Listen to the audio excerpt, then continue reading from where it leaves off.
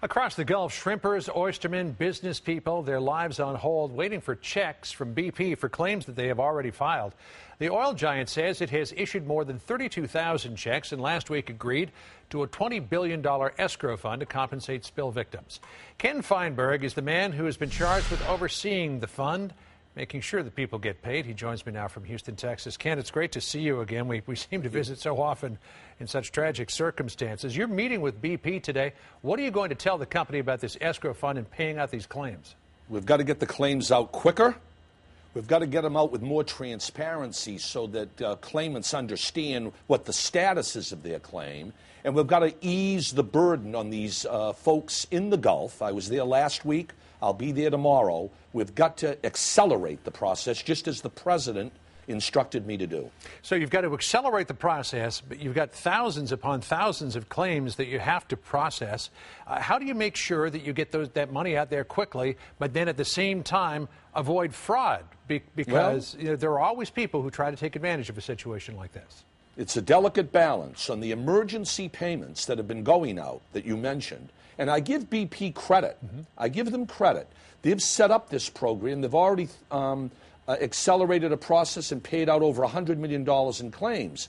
But with the emergency payments, John, you've got to allow those payments to go out with less corroboration than you would if you're giving a lump sum payment that is the total compensation. Sure. For the emergency payments, we've got to err on the side of the claimant. All right. So how do you quantify who gets what? For example, we talked to Missy and Robert Bennett, who are the owners of the Edgewater Inn in Biloxi, Mississippi, last week. They say that they've got a claim, though there's been no oil on their beach.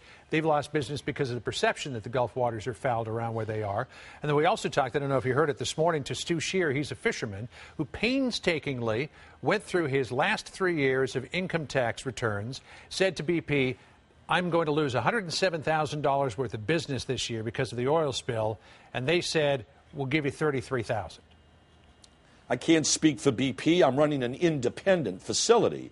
But just as you point out, I'll take a look at the historical or the recent past economics of these claims, and we will quantify and calculate an award or an amount and sit, if necessary, with the individual claimant, come up with an acceptable amount that will compensate fully. The president made it clear. He wants full compensation. The $20 billion might not be enough. Maybe it will. Whatever it takes, these individuals and businesses must get paid. You know, in addition to the fishermen and the local businesses that have been affected because of lack of tourism or whatever, just lack of availability of seafood, there's also the question of oil workers and the effect on them because of the moratorium. BP, in addition to the $20 billion escrow fund, is setting aside $100 million to compensate those people. Do they come to you, or is there a separate process for these out-of-work oil workers because of the moratorium? Separate process. I've got enough challenges with this independent claims facility. That $100 million is a separate moratorium agreement between the administration and BP. It is not on my watch. And but I'm sure that $100 million will be dispensed fairly quickly. Now, some people may be looking at this saying, okay, if I go to Ken Feinberg and I'm looking for a settlement, do I give up my right to sue BP? Because as we know, there are probably going to be tens of thousands of lawsuits filed against this company.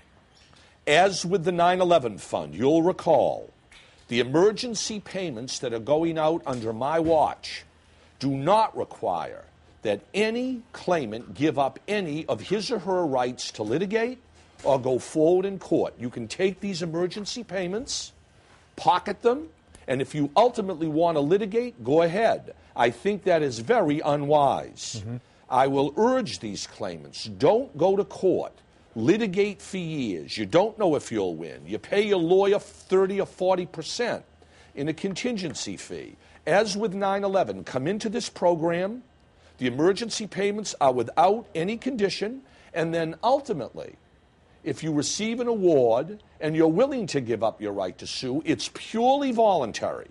And I would urge claimants to do just that. All right. Now, you said at the beginning of this, Ken, that you are an independent entity who's going to be looking into this. But the point has been made by some critics of the administration How can Ken Feinberg be independent? Because he's also on the White House payroll as the executive compensation czar. So what do you say to that? I'm not on the payroll. I'm doing the White House pays our role pro bono without compensation. And in terms of this facility, who else is going to pay for this program but BP, not the federal government? You can't ask the people in the Gulf to pay for this. You can't ask the federal or state governments to pay for this. I mean, if the critics have a better idea as to how to go about doing this, I don't think anybody will ultimately question the independence of this program. Ken Feinberg, you got a lot of work to do. Thanks for taking time out of your busy day. We really appreciate it. We'll let you get back to it because we know how desperately so many folks need that money. Thanks for joining us.